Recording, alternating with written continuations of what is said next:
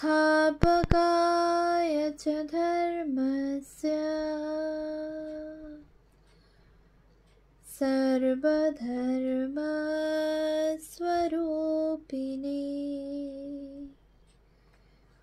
अवतारवरिष्ठाय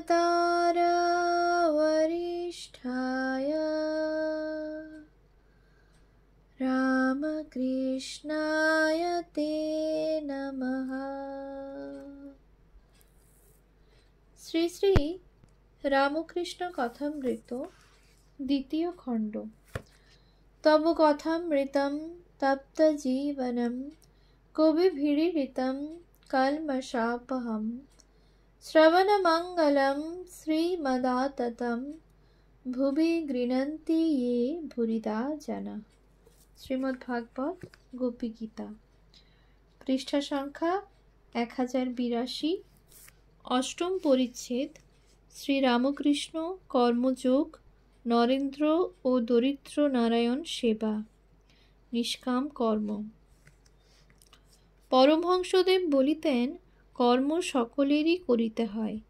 জ্ঞান, ভক্তি ও কর্ম এই তিনটি ঈশ্বরের কাছে পৌঁছবার পথ। গীতায় আছে, সাধু গৃহস্থ প্রথমে চিত্তশুদ্ধির জন্য গুরুর উপদেশ অনুসারে অনাসক্ত হয়ে কর্ম করিবে। আমি কর্তা, এটি অজ্ঞান। ধন জন কার্যকলাপ আমার, এটিও অজ্ঞান। গীতায় আছে, আপনাকে অকর্তা জেনে ঈশ্বরকে ফল সমর্পণ করে কাজ করতে হয়।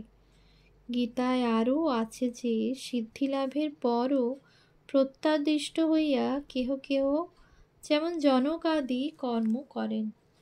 গীতায় যে আছে কর্মযোগ, সে এই। ঠাকুর শ্রী রামকৃষ্ণও ওই কথা বলিতেন। তাই কর্মযোগ বড় কঠিন। অনেকদিন নির্জনে ঈশ্বরের সাধনা না করলে অনাসক্ত হয়ে কর্ম করা যায় না। সাধনার অবস্থায় গুরুর উপদেশ সর্বদা প্রয়োজন। তখন কাঁচা অবস্থা, তাই কোন দিক থেকে আসক্তি এসে পড়ে জানতে পারা যায় না।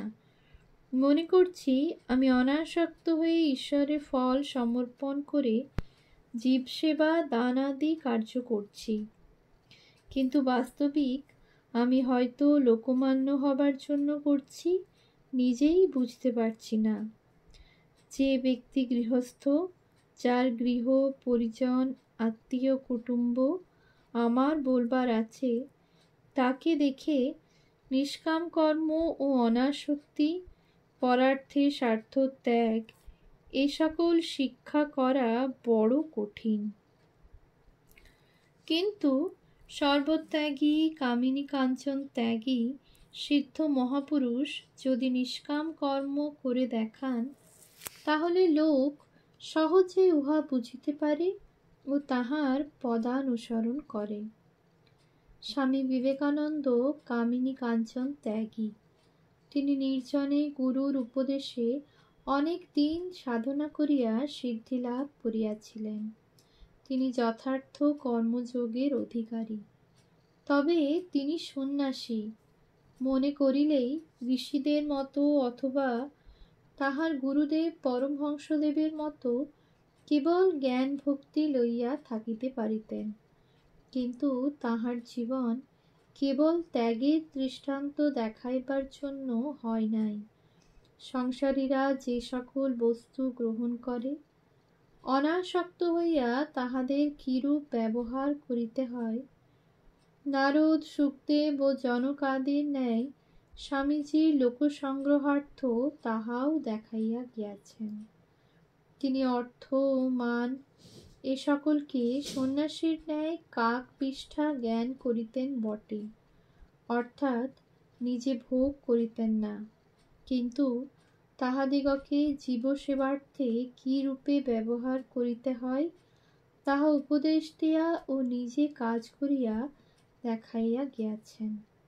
যে অর্থ বিলাত ও আমেরিকার বন্ধুবর্গের নিকট হইতে তিনি সংগ্রহ করিয়াছিলেন, সে সমস্ত অর্থ জীবের মঙ্গলকল্পে ব্যয় করিয়াছেন।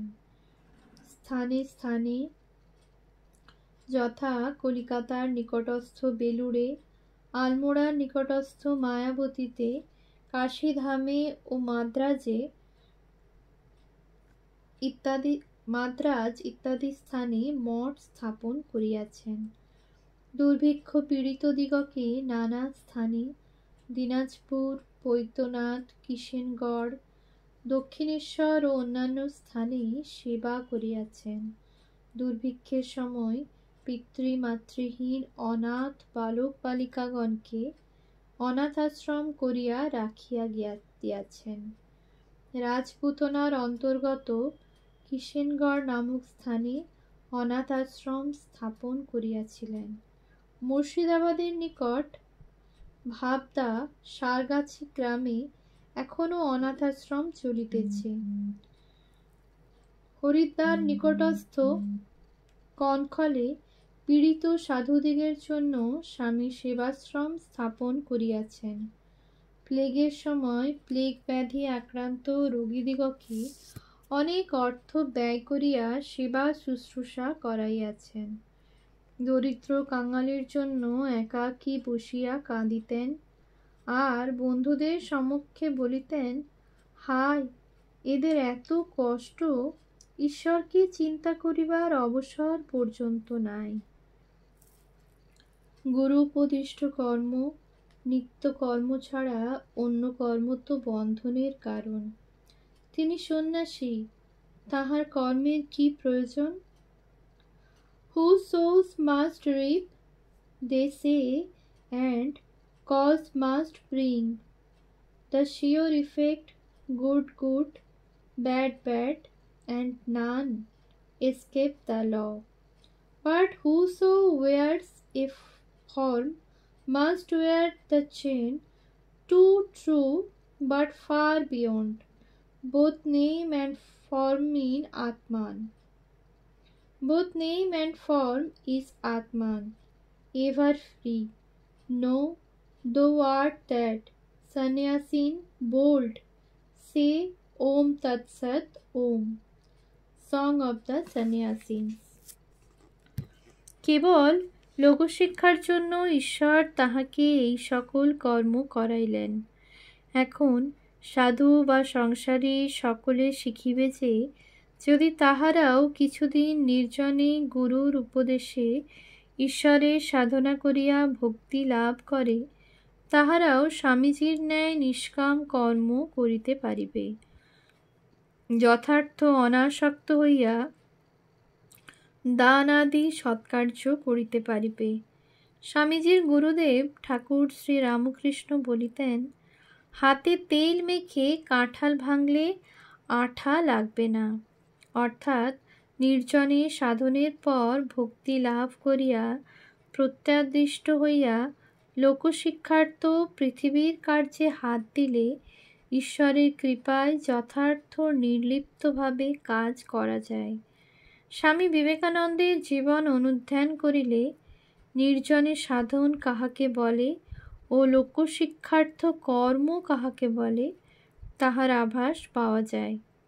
বিবেকানন্দের এ সকল কর্ম লোকশিক্ষার্থ। কর্মনৈব হি সংসিদ্ধিমাস্থিতা জনকাদয়ঃ লোকসংগ্রহমেবাপি সংপশ্যন কর্তুমর্হসি। এই গীতোক্ত কর্মযোগ অতিশয় কঠিন। জনকাদি কর্মের দ্বারা সিদ্ধি লাভ করেছিলেন। ঠাকুর শ্রী রামকৃষ্ণ বলিতেন যে, জনক তাহার পূর্বে নির্জন বনে অনেক কঠোর তপস্যা করিয়াছিলেন। তাই সাধুরা জ্ঞান ও ভক্তিপথ অবলম্বন করিয়া সংসার কোলাহল ত্যাগ করিয়া নির্জনে ঈশ্বর সাধন করেন। তবে স্বামী বিবেকানন্দের ন্যায় উত্তম অধিকারী বীরপুরুষ কেবল এই কর্মযোগের অধিকারী। ভগবানকে অনুভব করিতেছেন, অথচ লোকশিক্ষার জন্য প্রত্যাদিষ্ট হইয়া সংসারে কর্ম করিতেছেন। এরূপ মহাপুরুষ পৃথিবীতে কয়টি? ঈশ্বর প্রেমে মাতোয়ারা কামিনী কাঞ্চনের দাগ একটিও লাগে নাই, অথচ জীবের সেবার জন্য ব্যস্ত হইয়া বেড়াইতেছেন, এরূপ আচার্য কয়টি দেখা যায়? স্বামীজি লন্ডনে 1896 খ্রিস্টাব্দে 10ই নভেম্বর বেদান্তের কর্মযোগ ব্যাখ্যায় গীতার কথা বলিলেন। Curiously enough, the scene is laid on the battlefield where Krishna teaches the philosophy to Arjuna, and the doctrine which stands out luminously in every page of the Gita is intense activity, but in the midst of that, eternal calmness. And this idea is called the secret of work to attain, which is the goal of the Vedanta. Practical Vedanta, London. বক্তৃতায় স্বামীজি কর্মের মধ্যে সন্ন্যাসীর ভাবের calmness in the midst of activity কথা বলিয়াছিলেন। স্বামী রাগ দেশ বিবর্জিত হইয়া কর্ম করিতে চেষ্টা করিতেন। তিনি যে এরূপ কর্ম করিতে পারিতেন সে কেবল তাঁর তপস্যার গুণে, তার ঈশ্বরানুভূতির বলে। সিদ্ধ পুরুষ অথবা শ্রীকৃষ্ণের ন্যায় অবতার পুরুষ না হইলে এই স্থিরতা, কামনেস হয় না। ওম শান্তি শান্তি শান্তি। হরি ওম তৎসৎ। শ্রীরামকৃষ্ণার্পণমস্তু।